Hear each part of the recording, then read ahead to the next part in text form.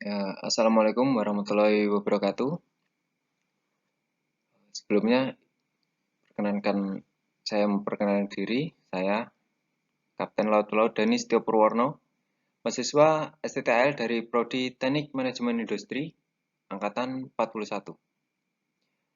Pada kesempatan kali ini, saya akan membahas tentang Time Space Collaboration and Social Tool Matrix,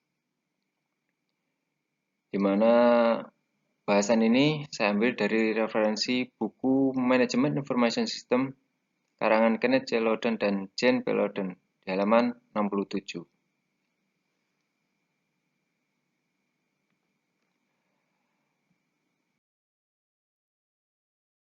Baik, gambar berikut ini adalah sebuah gambar metrik kolaborasi antara ruang waktu dan alat interaksinya.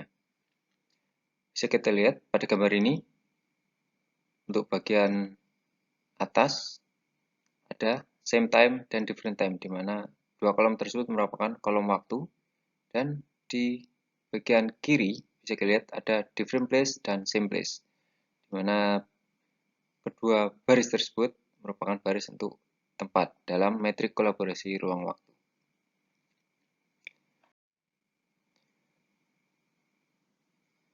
Untuk waktu dan tempat yang sama, bisa kita lihat pada metrik ini, kita bisa melaksanakan tatap muka secara langsung dengan menggunakan ruang kelas atau ruang rapat.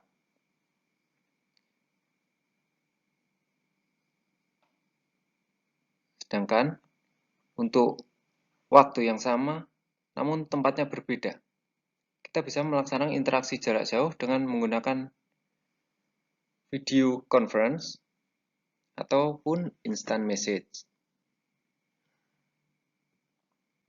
Berikutnya, untuk waktu yang berbeda dan tempat yang sama, kita bisa melaksanakan pekerjaan yang berkelanjutan dengan kelompok kerja yang dibagi shift per shift.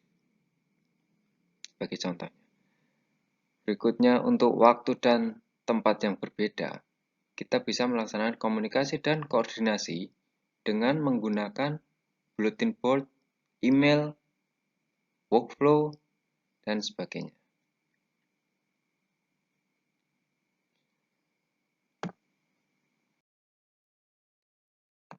Menurut Kenneth J. Loudon dalam bukunya, untuk metrik waktu dan ruang ini berfokus pada dua dimensi permasalahan dalam sebuah kerjasama. Permasalahan tersebut ya seperti kita ketahui, yaitu ruang dan waktu tentunya. Misalnya, Anda perlu berkolaborasi dengan orang-orang yang berbeda zona waktu dan Anda tidak bisa bertemu dengan semuanya pada waktu yang sama. Seperti contohnya pada saat di New York tengah malam merupakan saat tengah hari di Bombay.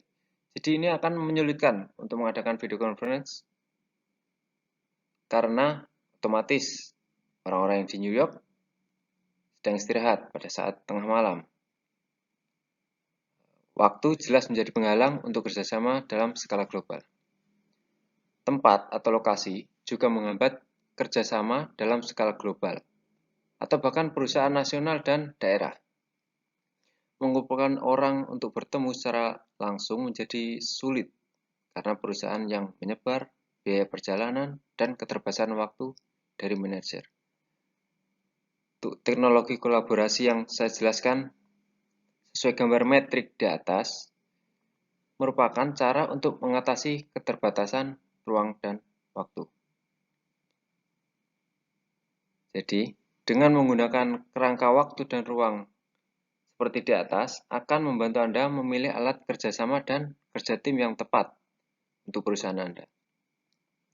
Perhatikan bahwa beberapa alat dapat diterapkan di lebih dari satu skenario waktu atau tempat. Misalnya, serangkaian kolaborasi internet seperti Lotus Note memiliki kemampuan baik untuk sinkronus maupun asinkronus. Sinkronus bisa menggunakan pesan instan atau alat meeting elektronik, sedangkan asinkronus bisa menggunakan email atau penyuntingan dokumen. Untuk daftar yang harus Anda lakukan untuk memulai pekerjaan antara lain satu. Yang pertama adalah apa tantangan kolaborasi yang dihadapi perusahaan dalam hal ruang dan waktu. Posisikan perusahaan Anda dalam metrik, waktu, atau ruang.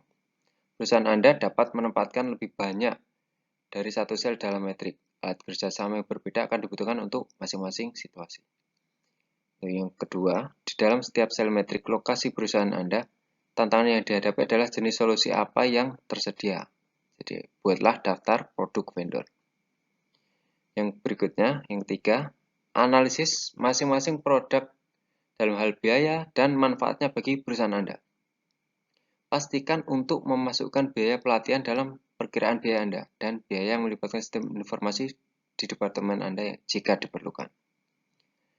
Yang keempat, identifikasi risiko keamanan dan kerentanan yang terkait dengan setiap produk. Apakah perusahaan Anda bersedia menyerahkan informasi kepemilikan ke tangan pihak penyedia layanan melalui internet?